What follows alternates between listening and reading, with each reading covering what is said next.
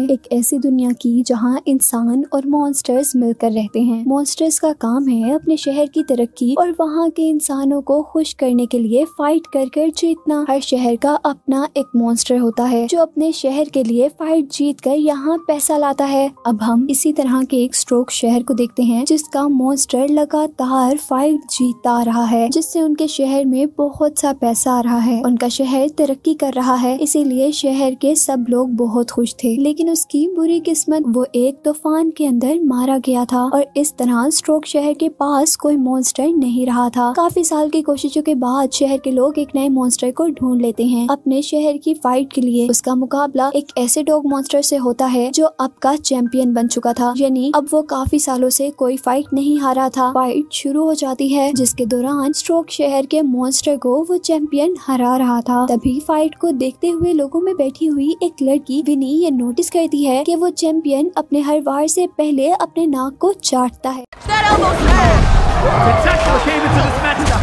वो जाकर अपने शहर के मॉन्स्टर को बताती है कि हर वार से पहले ये मॉन्स्टर अपने नाक को चाटेगा। जैसे ही वो ये करेगा तुम उससे पहले ही उस पर वार कर देना। ऐसा करने से सच में वो मॉन्स्टर जीत जाता है। सब लोग बहुत खुश होते हैं क्योंकि ये खुशी उनको काफी साल बाद देखने को मिली थी, लेकिन शायद उनको ये खुशी भी रास नहीं आई थी। ये मॉन्स्टर उनके शहर के लिए और लड़ना नहीं चाहता था। वो कहता है कि शहर का पहले भी कोई चैंपियन रह चुका है, मैं उस शहर में जाऊंगा जहाँ सिर्फ मैं चैंपियन हूँ। इस सब के बाद उस शहर के लीडर को अपने लोगों से मिलकर उनको बताना पड़ता है कि अगर उनके पास कोई मॉन्स्टर ना हुआ तो उनको अपना फाइटिंग स्टेडियम बंद करना पड़ेगा और इस तरह वो अपने शहर का कर्ज नहीं उतार पाएंगे। कर्जा उतारने के लिए उनके पास सिर्फ 90 दिन थे, जो कि बहुत कम थे। इसीलिए लीडर उनसे कहता है कि स्टेडियम तोड़कर यहाँ पर एक पार्क बना दिया जाए जिससे उनके पास पैसा आएगा। पर विनी ऐसा नहीं चाहती थी। असल में विनी उस आदमी की बेटी थी जो इस शहर के चैंपियन को ट्रेन करता था। वो नहीं चाहती थी कि स्टेडियम टूटे और सारे उसके डैड और इस शहर के चैंपियन को भूल जाएं। इसीलिए वो एक नए मॉन्स्टर को ढूंढने का फैसला करती है जो उस शहर के लिए फाइट करके पैसा कमा सके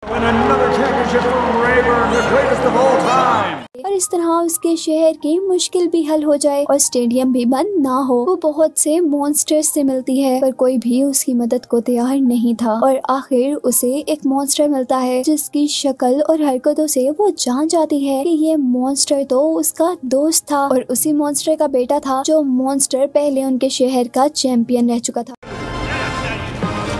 9-time winners of the Big Belt.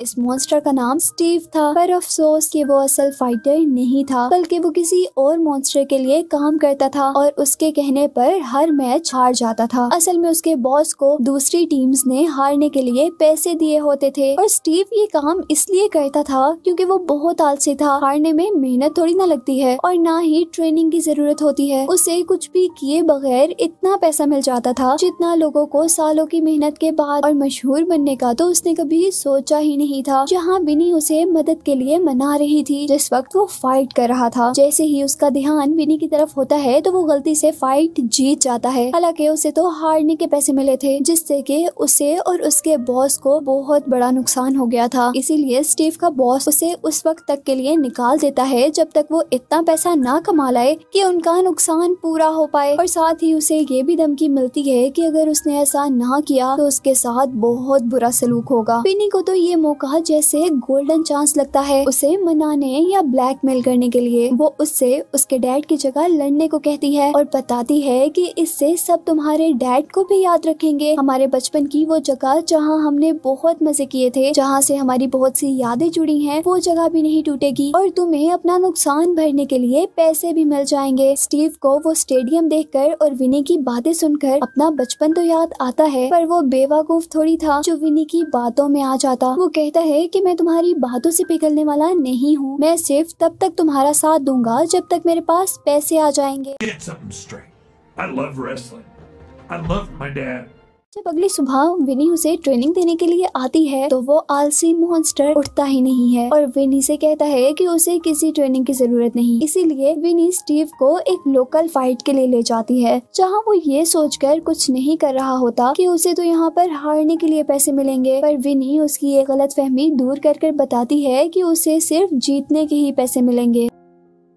अब क्योंकि उसने कभी फाइट की ट्रेनिंग ही नहीं की थी, इसीलिए लड़ना तो उसे आता ही नहीं था। वो अपनी होशियारियां दिखाते हुए बहुत ही मजाया तरीके से उस मॉन्स्टर को हराता है। वो कभी उसके पीछे भागता है तो कभी उसको अपने पीछे भगाता है और आखिर टेढ़ा मेढ़ा होकर उसे गिरा कर ये फाइट जीत जाता है। इस सब से उसे पैसे तो मिलते हैं, पर न्यूज वगैरह में उसकी बहुत बेइज्जती हुई थी। कोई उसे फाइटर नहीं मान रहा था और तब विनी उससे कहती है कि तुम्हें सीरियस होकर ट्रेनिंग करनी चाहिए। अच्छी मूव्स के साथ फाइटर बनकर ही तुम पैसे कमा सकोगे। वो विनी की बात सुनकर ट्रेनिंग के लिए तैयार तो हो जाता है, पर एक आलसी क्या ही कर सकता था। वो जल्द ही हार मानकर कहता है कि मैं तो वापस जा रहा हूँ, मुझे फाइट में कोई दिलचस्पी नहीं है। मैं पहले ही डांस करना चाहता था, तब भी लोग मुझे बाबा जैसा फाइटर बनने को कहते थे, इसीलिए मैं पहले भी इस शहर से भाग गया था। उसकी बातों से विनी को एक आइडिया आता है। वो उसे डांस करते हुए ही एक नए स्टाइल से लड़ना सिखाती है।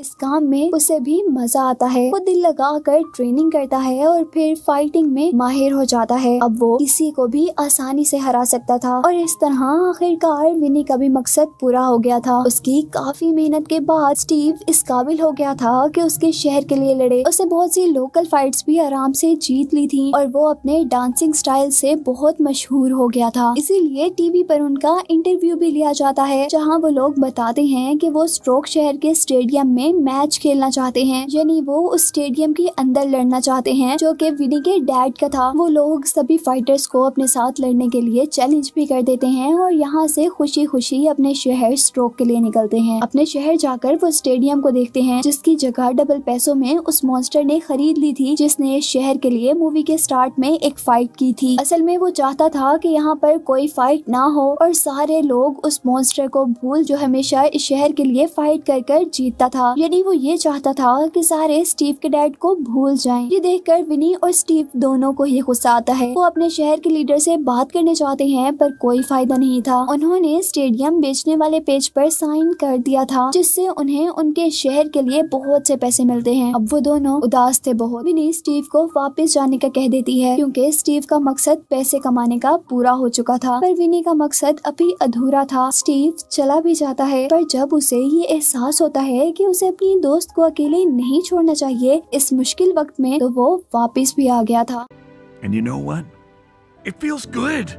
विनी को लेकर उस जगह जाता है जहाँ स्टेडियम खरीदने वाला मॉन्स्टर शहर के लोगों को अपना बता रहा था कि वो यहाँ के लोगों के लिए पार्क बना रहा है, पर लोग खुश होने के बजाय उससे नाराज थे और वो उस पर पत्थर फेंकने लगते हैं। जैसे ही लोग उस पर पत्थर फेंकते हैं तो मॉन्स्टर को गुस्सा आ जाता है और इसी गुस्से में वो अब उस स्टेडियम को अपने बॉम्ब से तबाह करने वाला था, पर स्टीव तारें तोड़कर अपने स्टेडियम को बचा लेता है और उससे कहता है कि अगर तुम मेरे डैड की यादों को मिटाना चाहते हो तो मेरे साथ लड़कर मुझे हरा दो। यानी उसने जोश में अपनी सच्चाई सबको बता दी थी कि वो उसी चैंपियन का बेटा था जो इस शहर को हमेशा ऊपर रखता था। गुस्से में दूसरे मॉन्स्टर ने भी चैलेंज कबूल कर लिया था। शहर के लोग भी स्टीव को देखकर बहुत खुश थे और वो सारे ही लोग मिलकर स्टीव को फाइट के लिए ट्रेन करते हैं। वो खुद भी बहुत मेहनत करता है और आखिर फाइट का दिन आ ही जाता है। फाइट शुरू हो जाती है, जहाँ स्टीव अपनी डांस मूव से पहले तो उसे हरा रहा था, पर जब मॉन्स्टर को उसकी ये चाल समझ आ जाती है तो वो भी उसी की तरह उसे पकड़कर डांस करने लगता है और डांस करते करते ही उसको हराने वाला था। यानी वो मॉन्स्टर स्टीव पर भारी पड़ रहा था, जिससे स्टीव का लड़ना मुश्किल हो गया था। वो हार ही मानने वाला था कि तब उसे अपने डैड की बहादुरी याद आती है। वो कभी नहीं हारे थे। उनको याद करते ही वो आखिरी राउंड में पूरे जोश से जाता है और नए तरीके की फाइट करने लगता है। वो मॉन्स्टर के हमले से बचने के लिए जंप करने लगा था और साथ ही स्टीव ने मॉन्स्टर के बाजुओं को भी वहाँ लगी रस्सियों से चिपका कर उस पर जंप करते हुए उसे नीचे गिरा दिया था।